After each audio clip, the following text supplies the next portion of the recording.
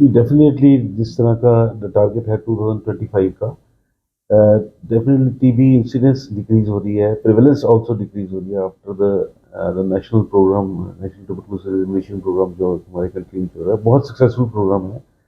2025 तक टारगेट रखा है, वैसे इसका ग्लोबल टारगेट 2030 का है, इंडिया में 2025 का है, और एनटीपी बड़ा अच्छा काम कर रही है इसमें। इंसिडेंस टीबी का डिक्रीज हो गया डेफिनेटली, जितना पहले था उससे बहुत ज़्यादा कम हो चुका है, प्रिवेलेंस भी डिक्रीज हो रहा है, और बहुत सक्सेसफुल प्रोग्राम है। आई थिंक ये अगर एलिमिनेट नहीं होगा तो कम तो डेफिनेटली हो जाएगा 2035 तक।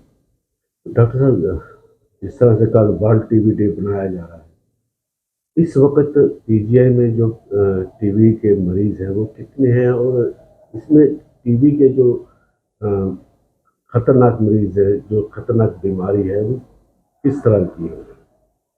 नहीं, इसमें जो हमारे केसेस आते हैं, अगर टीबी के, पल्मोनरी टीबी के देखा जाए तो अप्रोक्सीमेटली 10% केसेस आते हैं अब मंथली। तो इसमें जो खतरनाक ये है कि इसका सबसे प्रॉब्लम ये है कि ट्रांसमिशन बहुत ज़्यादा होता है। ओपन केसेस होते हैं टीबी के, पल्मोनरी टीबी के, और ट्रांसमिशन बहुत ज़्यादा होता है। इससे एक बंदा अगर टीबी को इन्फेक्ट हुआ है तो आगे वो 15 लोगों को इन्फेक्ट कर सकता है। तो इसलिए ट्रांसमिशन रोकनी बहुत ज़रूरी है। उसके लिए इमीडिएट ट्रीटमेंट ज़रूरी है, जो एनटीबी प्रोग्राम देते हैं। डॉट्स में जाके अपने चेक कराना चाहिए, डॉट्स सेंटर्स बना रखे हैं गवर्नमेंट ने डिफरेंट डिफरेंट जगह पे, वहाँ पे माइक्रोस्कोपी होता है और जीन एक्सपर्ट टेस्ट होता है, नाट टेस्ट होता है, न्यूक्लियस एम्प्लीफिकेशन है, न्यूक्लियस एसिड एम्प्लीफिकेशन ऐसे होता है। ट्रू नेट भी है इसमें, that is made in India concept. तो वो अगर पॉजिटिव आता है, इमीडिएटली ट्रीटमेंट शुरू किया था। ट्रीटमेंट फ्री ऑफ कॉस्ट है, डायग्नोसिस फ्री ऑफ कॉस्ट है, और TB is curable, it is में कोई कोई डाउट नहीं है। पर इसका ये है कि ट्रीटमेंट जल्दी लेना चाहिए। जैसे ही कफ होती है 2 हफ्ते से ज़्यादा, इमीडिएटली अपने बलगम चेक कराना चाहिए और ट्रीटमेंट शुरू हो जाएगा। जैसे टीबी कितने प्रकार की होती है, और इसमें से सबसे गंभीर टीबी कौन सी है? टीबी किसी भी बॉडी के किसी भी पार्ट में हो सकती है, लेकिन सब मेन प्राइमरी होता है पल्मोनरी टीबी, लंग्स में होती है। बल्कि एक्स्ट्रा पल्मोनरी साइड में भी टीबी कहीं भी हो सकती है, ब्रेन से लेके आंख से लेके कान में, कहीं भी बॉडी में हो सकती है। तो इसलिए जो एक्स्ट्रा पल्मोनरी टीबी होती है वो इतना ट्रांसमिशन उसकी नहीं होती, लिम्फ टीबी जैसे वगैरह है, ट्रांसमिशन नहीं होती। लेकिन पल्मोनरी टीबी में ट्रांसमिशन बहुत ज़्यादा है। तो all forms of TB are dangerous, ऐसी कोई बात नहीं है। जैसे टीबी में सीरियस टीबी बहुत डेंजरस है, जो दिमाग में पहुंच जाती है। तो इसका ट्रीटमेंट सबसे जल्दी से जल्दी लेना चाहिए।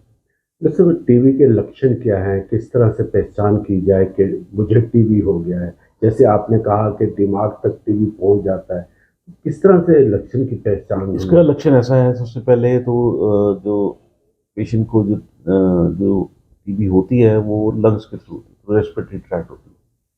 तो उसके बाद सिम्टम आने शुरू होते हैं, जैसे फीवर होता है, इसको लो ग्रेड फीवर होता है, और इवनिंग राइज ऑफ टेम्परेचर होता है, भूख कम लगना, और वजन कम होना, और कफ मेन है। कफ जो मोर देन 2 वीक्स चले, मोर देन 2 वीक्स का कफ है, इसका मतलब सस्पेक्टेड है कि टीबी हो सकती है।